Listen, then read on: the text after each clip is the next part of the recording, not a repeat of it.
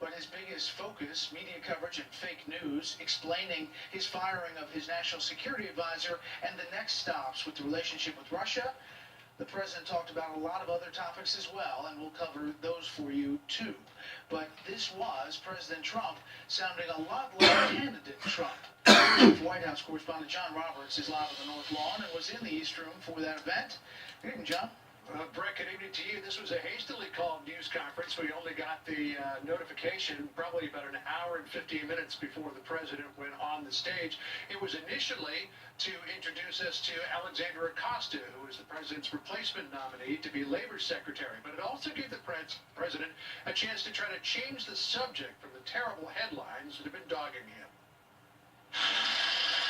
It was an opportunity for President Trump to recapture the freewheeling days of his campaign, a spirited back and forth with the media he mostly sees as hostile and out to get him. Much of the media in Washington, D.C., along with New York, Los Angeles in particular, speaks not for the people, but for the special interests and for those profiting off a very, very obviously broken system. We have to talk about to find out what's going on, because the press honestly is out of control. The level of dishonesty is out of control. The president dismissed the negative reporting that has besieged his White House as fake news, insisting the entire narrative about his staff having contacts with Russia is a ruse invented by the Democrats. You can talk all you want about Russia, which is all a, fake news fabricated deal to try and make up for the loss of the Democrats, and plus press plays right into it. And while he fired his national security advisor for not coming clean about his contacts with Russia, in response to a question from Fox News, the president said General Michael Flynn did nothing wrong during those calls. When I first heard about it, I said, that doesn't sound wrong. My counsel came, Don McGahn, White House counsel, and he told me, and I asked him, and he can speak very well for himself. He said he doesn't think anything is wrong. The president repeated that he has no financial obligations to Russia and sought to knock down reports that his campaign manager, Paul Manafort, was in contact with Russian officials during the campaign. I have nothing to do with Russia. To the best of my knowledge, no person that I deal with does. Earlier in the day, President Trump twice lashed out at leaks of damaging information against him, including the content of classified phone calls with world leaders.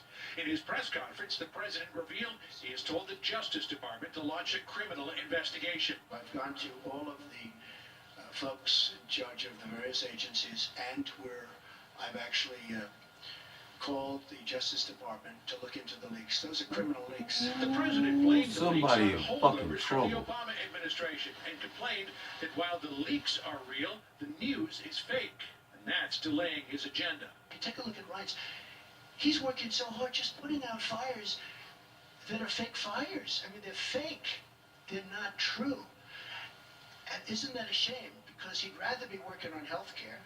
He'd rather be working on tax reform. And while the president has been forced to withdraw a cabinet nominee, fire his national security advisor, and lost a case against his immigration ban in just a week, he insists things are humming along at the White House. I turn on the TV, open the newspapers, and I see stories of chaos. Chaos. Yet it is the exact opposite. This administration is running like a fine-tuned machine. The president also revealed today that sometime next week he will release a new executive order on extreme vetting, the so-called immigration ban, one the president says will comprehensively protect the country. But the real question, Brett, is will it pass a legal muster? His first one certainly did not. Brett? John, much speculation about who would be the next national security advisor, and talk about Vice Admiral Bob Harward. Where are we on that choice tonight? Well, it seems, Brett, according to the Financial Times, that we're just trying to run this down, that Vice Admiral Harward may actually be out. I know that there were some negotiations that were underway with the White House. The Vice Admiral wanted to bring in his own staff at the National Security Council. It looks like those negotiations at this point may have gone off the rails, Brett. I don't know if they can save this or not. As I said, we're trying to run this down, but according to the Financial Times, Vice Admiral Robert Harwood has declined to be the next national security advisor. We'll let you know what we find out. Okay. John Roberts live on the North Lawn. John, thank you. President Trump had a lot more to say about the media during today's news conference with reporters. Many of our nation's reporters and folks will not tell you the truth and will not treat the wonderful people of our country with the respect that they deserve. The media is trying to attack our administration because they know we are following through on pledges that we made, and they're not happy about it for whatever reason. The press should be ashamed of themselves. Let's get some reaction now from Fox News media analyst and host of Fox's Media Buzz, Howard Kurtz. Howard, it was quite something. I mean, you couldn't turn away. What did you make of the way this president kind of ripped into the media? Wow, you couldn't turn away. That was the harshest and most sustained attack on the media by a president of the United States in history. Not even close. President Trump scored some points by denouncing fake news, as he always does. And at the same time, his supporters must have been on their feet cheering. At other times, he was over the top, and those who don't like him must have felt, as he jokingly predicted, the headlines will say that he was ranting and raving, and it went on for a long time. So what worked well for him, do you think? Well, the president is right. There's been an unprecedented flood of illegal leaks of classified information designed to damage him. And although in the case of the Washington Post story on Mike Flynn, the information was true, and that's why the president fired his national security director. He's also right, Brett, that much of his coverage since the election has had a relentlessly negative tone. What about what was off base? What didn't kind of strike the right tone? Got a couple of examples. He criticized today's Wall Street Journal report that some spies are allegedly withholding sensitive intelligence from him by saying, well, they never called me. You can't just ring up the Oval Office, as you know. And the fourth paragraph in that story has a denial from a White House official. The president said a New York Times piece on his aides having earlier contact with Russia had been discredited. Well, that's far from clear, and there is an FBI investigation of the matter. And I don't know that it helps Trump to be going on and on about Don Lemon, though not by name, and his CNN program. Even if he's right about the show's anti-Trump lineup, it seems like small potatoes for a president. Yeah, so he did spend a lot of time, though, on the media, and obviously we don't poll well as a giant organization, and is that why he spends so much time on it? We are a very vulnerable target. But you look at the way the words the president used, hatred and venom, to describe how some in the media feel about him. These frustrations, they date back a long time to the campaign, to the transition, and he believes the press is now trying to undermine his victory and paint a picture of chaos. We saw him say that. Whatever other news he made today, Brett, was drowned out by his assault on the media, which doesn't help him pass his legislative agenda, the thing that would actually ensure that he got more positive press. When I say we don't poll well, I mean the media overall doesn't poll well in the polls. Historically low levels of trust. All right, Howard, thank you. There's a new Rasmussen poll that puts Trump at 55%. We'll talk about that later with the panel. Clearly, there are questions about the intelligence community and who inside it may be leaking information to the media. President Trump today pledged to go after the leakers, plaguing his administration, committing what he said today were criminal acts. Here's Chief Intelligence Correspondent Catherine Herridge. After a Wall Street Journal report that the intelligence community is withholding information fearing leaks, President Trump hit back. They took this front page story out of the Wall Street Journal, top, and they just wrote the story that it's not true. The Office for the Nation's Top Spy denied sources and methods for collecting intelligence are being blocked because of growing distrust since President Trump's CIA trip the day after he took office. Quote, any suggestion that the U.S. intelligence community is withholding information and not providing the best possible intelligence to the president and his national security team is not true. A government official told Fox President Trump has been receiving the president's daily brief, known as the PDB, and the tension came after former National Security Advisor Mike Flynn gathered raw intelligence for his own separate brief of Mr. Trump. That is typically not how it's done. By taking raw information and looking at it essentially first person and then making your own assessment does bypass the potentiality of politicization of intelligence. The president is now backing away from naming Steven Feinberg, a New York billionaire and hedge fund manager, to review the intelligence community as well as the executive branch. Mr. Trump said his nominee for the Director of National Intelligence, former Senator Dan Coats, may soon be in place with CIA Director Pompeo and FBI Director Comey. We now have Dan Coats, hopefully soon, Mike Pompeo, and James Comey, and they're in position So I hope that we'll be able to straighten that out without using anybody else. This comes as the Senate Minority Leader went to the floor to pressure White House cooperation with congressional investigators. There is real concern that some in the administration may try to cover up its ties to Russia. These records are likely to be the subject of executive branch as well as congressional investigations and must be preserved.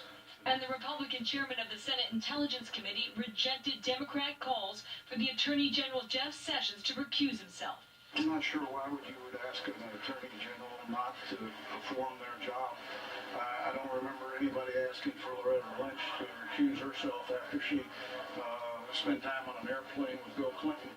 And late today, the former director of National Intelligence, James Clapper, issued a statement condemning the That's a kick in the balls. investigation that will not be disparaging or destructive of the intelligence community's quiet professionals, most aim to put politics to one side. Brett. Catherine, thank you. President Trump has overturned another Obama-era regulation. This time it was a rule intended to block coal mining debris from being dumped in certain areas. A bipartisan group of lawmakers from coal states watched the president sign that into law, that regulation, along with coal miners and energy company officials. Special people, special workers, we're bringing it back, and we're bringing it back fast. We didn't have to wait a long period of time. It's been very few days since I've been here, and I think this is long ahead of schedule, right? When you say even you might say this is about 4 years faster than they thought would have happened. So it's my honor, and fellas, go back to work. All right? I think we'll take them into the Oval Office, right? Let's take them into the Oval Office. Let's have a little tour. Critics of the regulation said it could eliminate thousands of jobs and ignore dozens of existing rules. The Interior Department has said it Did you guys see that lady's face in the dress? How she looked at Trump? Just go back and look at that. Russia connections with his administration as a ruse. His top diplomat was getting his first official taste of negotiating with the Russians. Correspondent Rich Edson is at the State Department tonight to tell us what happened. Good evening, Rich. Good evening, Brett. And the Secretary of State on his first overseas trip meets the seasoned Russian diplomat. This at the G20 Foreign Ministers meeting in Bonn, Germany. Secretary of State Rex Tillerson spoke with Russian Foreign Minister Sergei Lavrov. Following their discussion, Tillerson outlined what he expects from the U.S. relationship with Russia. The United States will consider working with Russia when we can find areas of practical cooperation that will benefit the American people.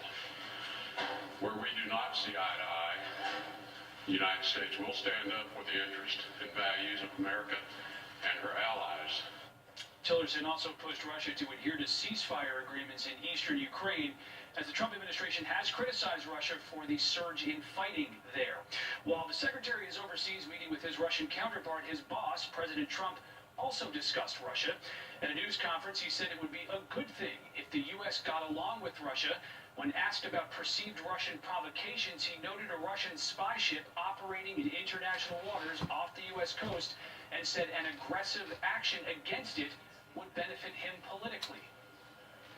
The greatest thing I could do is shoot that ship that's 30 miles offshore right out of the water. Everyone in this country is going to say, oh, it's so great. That's not great. That's not great. I would love to be able to get along with Russia.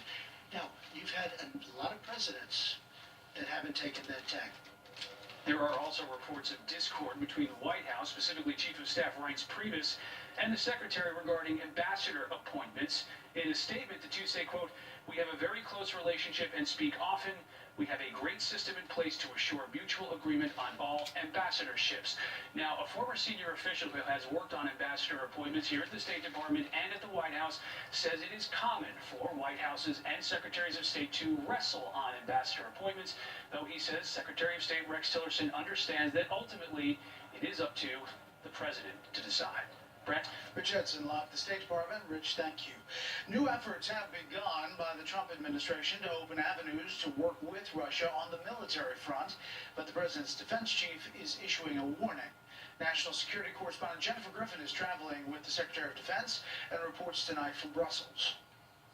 There is rising evidence that Russia has begun interfering in several upcoming European elections using similar techniques that it employed during the U.S. election: hacking, leaked emails, and fake news. Do you believe that the Russians interfered in the U.S. elections? There's very little doubt that they have either interfered or they have attempted to interfere in a number of elections in the democracies. NATO's former Supreme Allied Commander, General Philip Breedlove, who first raised alarm bells about Russia and ordered U.S. tanks and troops to pre-position in Europe for the first time since the Cold War, described to Fox News how his emails were hacked and released by Russia in an effort to discredit him. My email was hacked and placed out on DC Leaks. Those emails were contrived by the trolls, the many trolls in Russia who work on me. Breedlove warned that Russian efforts to undermine elections in the West would not stop. Russia sees the world in a very much a zero-sum game.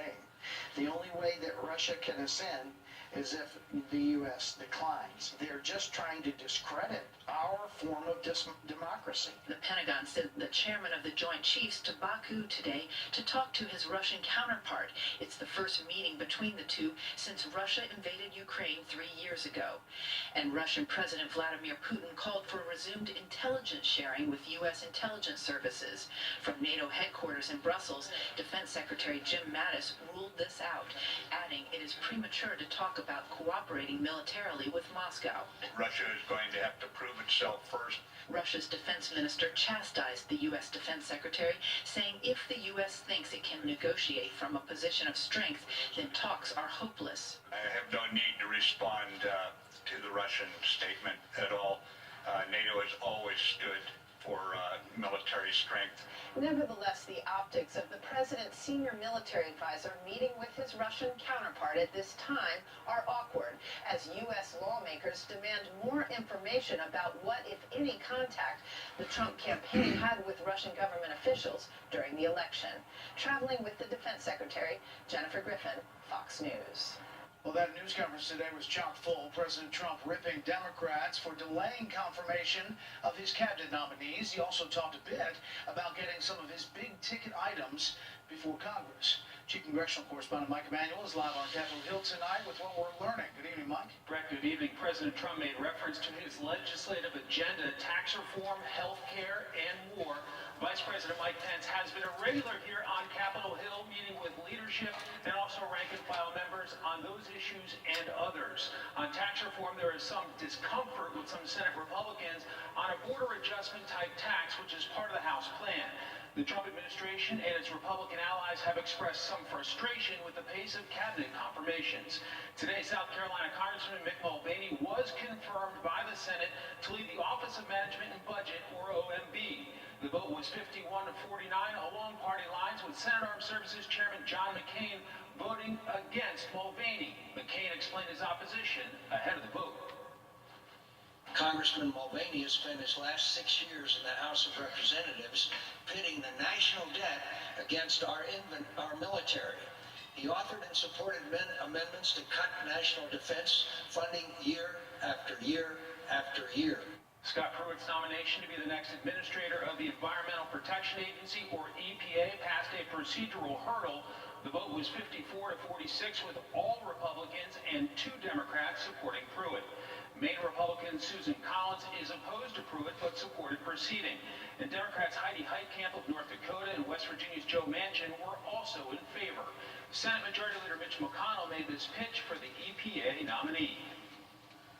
Pruitt is just the candidate we need at the helm of EPA. We should confirm him.